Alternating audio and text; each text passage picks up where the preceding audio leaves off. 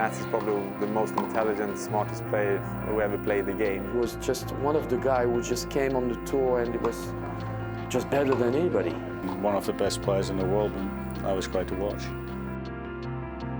Admired across the tennis world, Mats Wilander made it to the top of his sport during a glittering career. With 7 Grand Slam singles titles, he's undeniably one of the greatest ever to play the game. It all began with an ability from the back of the court few have ever possessed. Well, I started out by making sure I never made a mistake, pretty much, and that took me to very close to the top of the rankings. I think I got to maybe number 3 in the world without really coming forwards to the net at all. Well, Mats was a great returner, and I loved to watch him play, and passing and running down balls and fighting for everything. He is a complete player. Moves well, was returning well. I mean, of course, his passing shots, his returns are legendary. And for me, was the lob.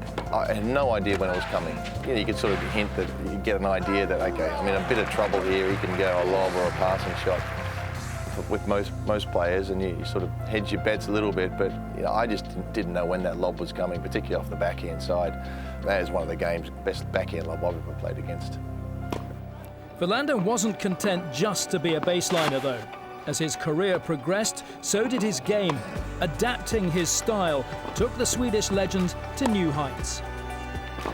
He raised his game in 1988 when he reached world #1 by winning Aussie Open, French and the US Open. So he really did improve, it changed. That's why maybe one of the few players in different generation who really change his game when he has to change. I learned how to serve volley. I started using it in matches. I learned how to slice a backhand, and I learned to be more aggressive tactically. I never really hit the ball harder, but I just learned how to be more aggressive. He won 3 slams, changing his style, and not only playing far behind the court, but and spinning the ball, but he was moving in. He was taking the returns early, and he changed. He played a lot of slice on his backhand. An unbelievable job. Certainly quite a long way from where I was when I first came on tour in the early 80s.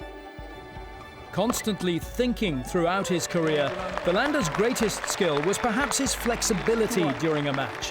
At his peak, one of the sport's most intelligent players. You know, he had this ability that the few players have, that he obviously came in with a game plan, but also adapted his game and figured out the way during the match went along to win. I mean, that was really Mats' strength, you know, like he always find a way to win. Of course, also kept his cool and, you know, mentally very strong, but really incredibly intelligent player who always, you know, figure out the way exactly that day, exactly during those conditions to figure out a way to win. So, very smart player. I think that I was pretty logical in terms of tactics. Bottom line is you don't miss. You try not to make mistakes, but at the same time you still have to be aggressive. So you always have to press and push, and you're risking missing, but the chances that you're going to miss are minimal. He gave himself every chance of success and reaped the rewards. Mats Wilander, an inspiration and genuine all-time great.